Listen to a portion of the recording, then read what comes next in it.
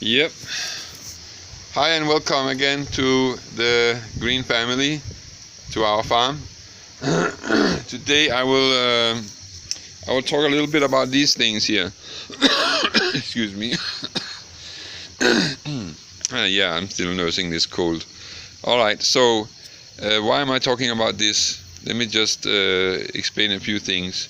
When you have a farm, when you start a farm from scratch, we just bought a piece of land, and a small piece of land, and we keep, every time we see another land as next to our land, we'll try and buy it until we get enough land. But we started with less than 3,000 square meter, which is quite small.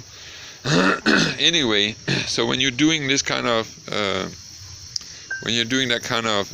life, you're gonna be, when you have an empty land, you're gonna have to plant something so you can eat. So we bought some trees. We went to the nursery. We buy some trees, and that's all good and well. But if you have to plant like 1,000 trees or 2,000 trees, which is your goal maybe when you are trying to establish a food forest, and I will make another video about food forest, so I don't make this video too long. But it's actually can end up becoming quite a lot of money. So what we are doing is we like to eat mangoes, we like to eat avocados and guavas, and yeah, different fruits like that. So what we do is, when you're eating a mango, after we have the seed left, we basically put it in the ground. We have this IPC tank here that's cut up, and although what you see there, those green ones, is actually some chili plants that we throw basically on top, inside here. We throw a lot of seeds, all kinds of seeds, and see what happens.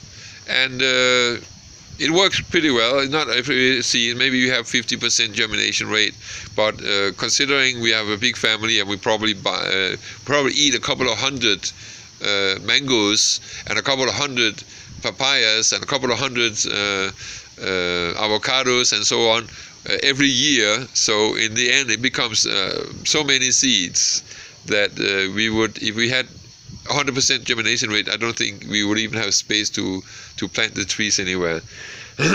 So anyway, so what we do is we basically just put them in the ground, give them some water, and then see what happens. And we've been doing that for the last probably around 3+ years now, with a pretty good success rate. Let's see what we got here. We got a mango here, a mango there. This is, I think this one is rambutan. We got some citrus right there. This one is a legume tree. We got another, this is an avocado right there. That's one that we just planted out from another place. For now it's not looking so well, but just give it a week or two and suddenly you will see again. We do have a couple of pineapples as well. Although not a tree, but we use the same way. We eat them, the pineapple, and then we put the top in the ground, and as you can see, it's still alive. And we ate this probably like a month ago. So the first thing it does is it start developing the roots, and then it will start improving the above soil. There's a little chili plant there. Some legumes and whatnot here. But as I was saying, we have different things. That's one of the pineapples that is starting to grow above, to do a little better than the others, faster. There's another one right there. They all look like this, so you can see compared to that one is actually improved already. So we are doing this with all kinds of seeds, so we don't have to plant out. To buy from the nursery all the plants. So the ones that we are buying now is those that are difficult to start from seeds, rather than going and buying more mangoes and avocados when those are quite easy, as you can see. This is our last batch from that tank. Once in maybe twice a year we take all the seedlings out of that tank there and put them in pots and put new seeds in there. So maybe 2 or 3 times a year we kind of do that. And this is the last one. I don't know how many we got here. Maybe about 60-70 trees, and most likely almost all of them will end up being fully grown trees one day. So some of these maybe 4 to 5 years from now we'll start picking the fruits off them. So that's one way to do this. It's quite easy, anybody can do it. You just gotta make sure you have a good compost. Speaking of compost, what we do, what this is, by the way, it's not really technical, but we make sure that it has a bigger pot than it needs, first of all, because one of the problems is people they start things indoor and they put it in a pot that's a little bit too small. It starts having the roots coming a lot, and when it hits the wall of the pot, it will start turning inwards until you have this clump of roots that cannot really go any further, and often it will stop the growth above ground of the plant itself. So we make sure that they all have some of them that we start in smaller pots. After a couple of months we'll put it in a bigger pot, and then in a bigger pot, and so on.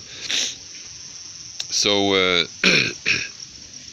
so anyway, about the compost here, what we are doing is we have these banana rings. I have another video that I posted about our banana rings. I'll see if I can put a link under this one.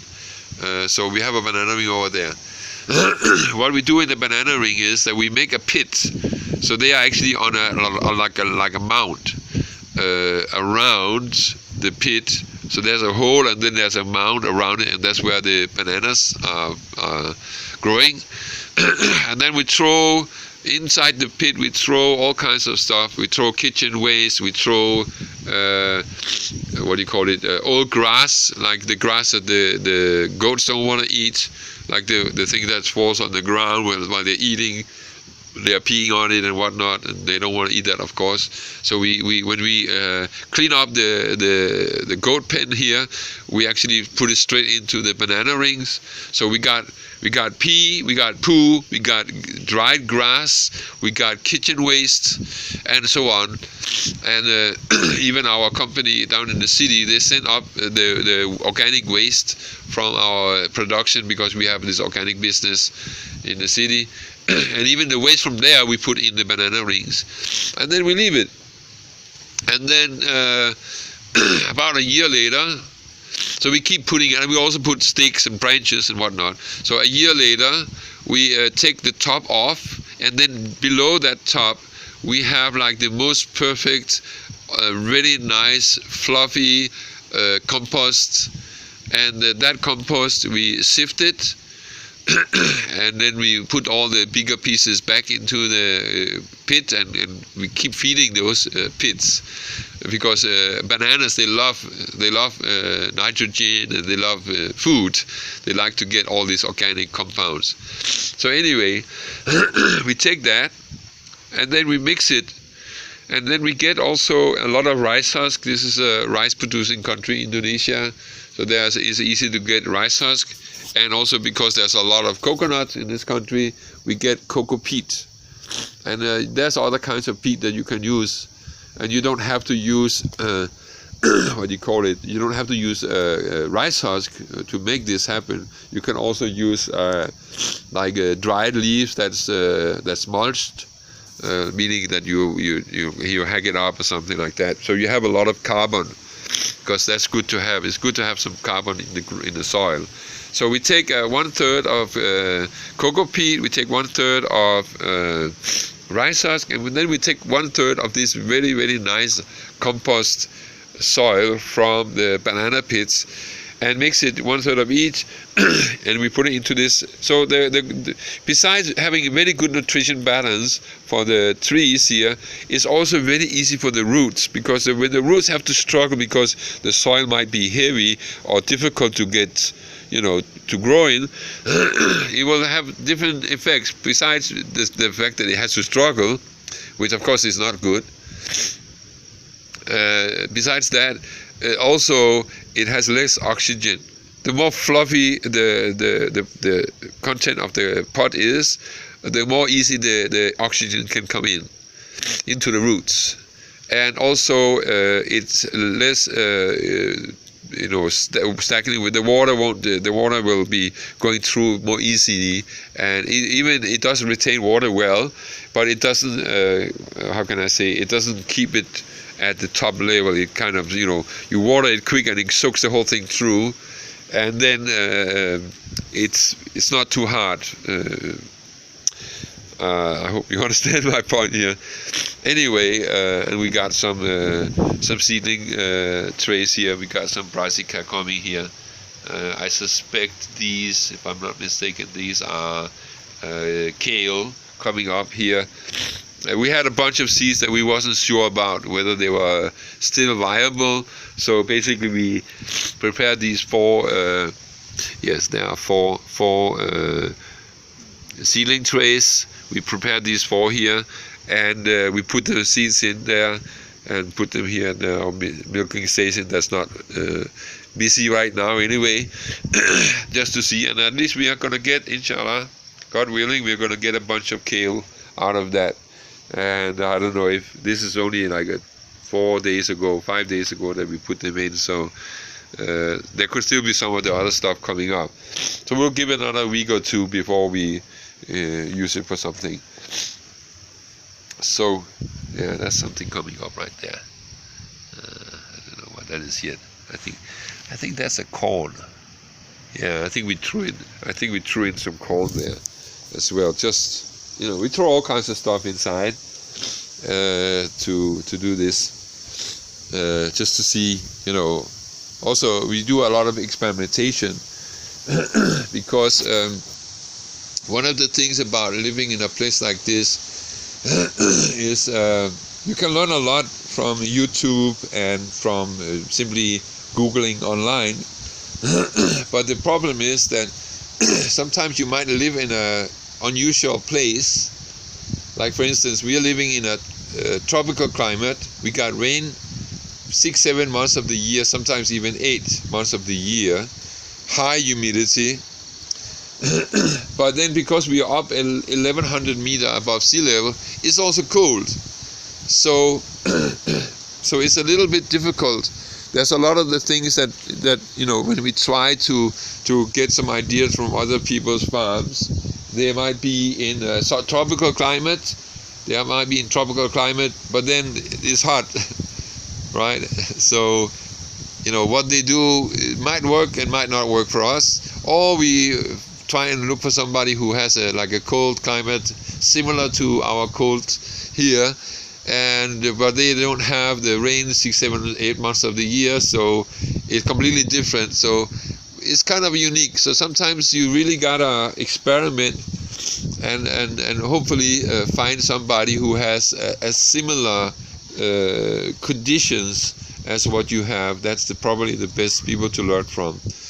But again, there are many things that you can do.